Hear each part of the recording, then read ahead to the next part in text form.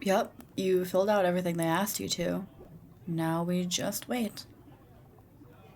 I know, right? These forms are so annoying. They ask you the same exact questions over and over again. Like, just turn the page. It's not hard. Whatever. It's dealt with. How are you holding up? I know you weren't a fan of my suggestion to come here. Are you sure? Because you don't seem fine. I can tell because you're bouncing your leg. I know you only do that when you're nervous. Because I know you, babe. You can't fool me that easy. Come on, hold my hand and tell me what's going on. I've got hand sanitizer. You won't make me sick. I promise. Nobody is listening. They're all too busy filling out their forms or watching their kids. Oh, that makes total sense. Going to the doctor can be really nerve-wracking. You're being examined by a complete stranger. There's all sorts of freaky tools to poke and prod at you with, and not to mention, you only go when you're already worried about sickness. The whole place is a recipe for... Sorry, not helping. All I'm trying to say is that I get it. I mean, there's a reason why a creepy abandoned hospital is such a stock horror setting. It's okay to be scared, you know? I'm sure everyone here is.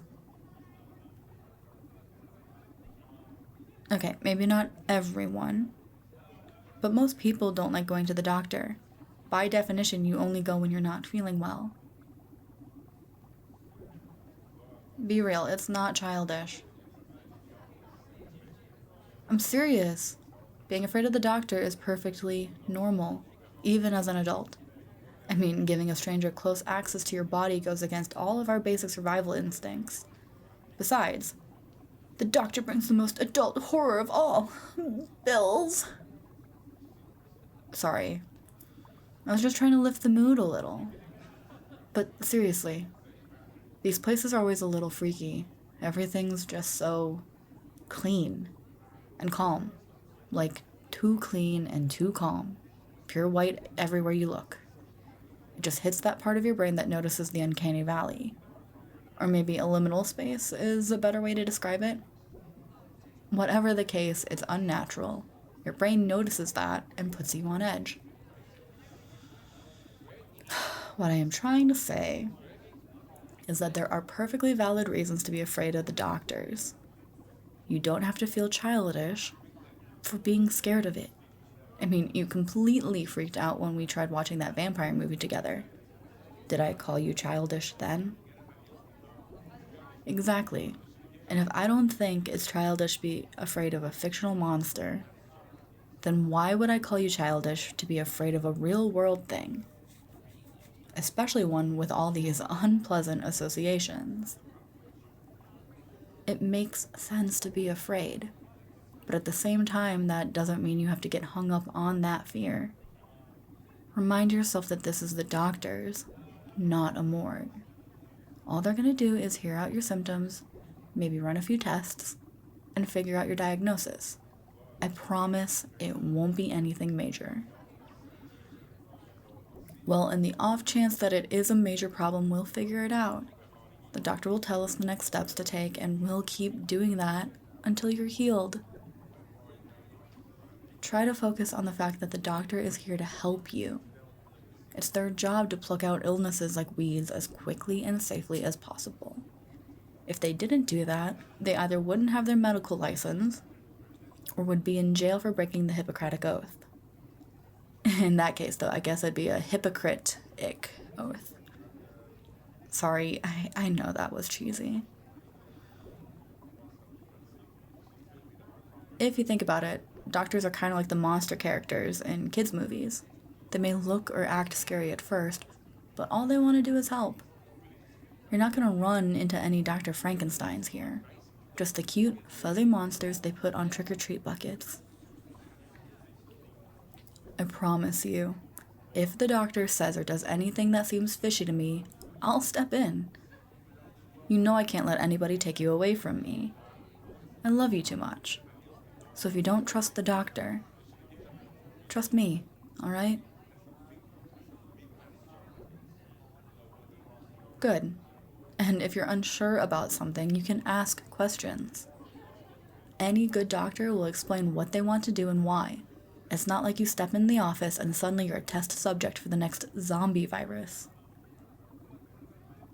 All I'm saying is if you have questions, ask them. No doctor with their degree will refuse to answer.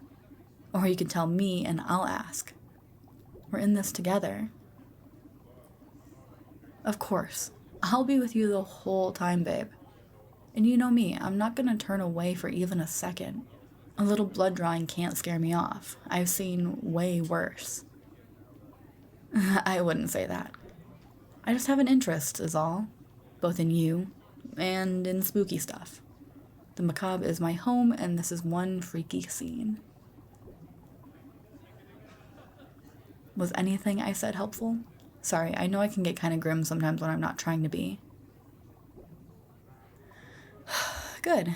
The last thing we need is for the scariest part of today being your weirdo goth girlfriend rambling about coffins or whatever. How the heck did someone so squeamish end up falling for me? It's like a moth flying into a campfire. I guess it is a mystery. Until we can get to the bottom of that, let's try to focus on something more relaxing. Well, they always put fish tanks in these places for a reason. They're colorful, low maintenance, and there's always something new to look at. So, the exact opposite of me. I'm glad to hear you don't get tired of looking at me. Jury's still out on the other 2 points, though. Come here, you. Just lean against me and watch the fish. Nothing bad's gonna happen today. I won't let it. Hey, after we get out of here, let's buy ourselves a treat. What? It's good to reward yourself after doing something difficult. Okay, maybe my sweet tooth is also acting up. So what? Am I not allowed to crave sugar just because I look like a Tim Burton puppet? Shush. My cool and mysterious aura is wilting. Just focus on the fish, dummy. I love you.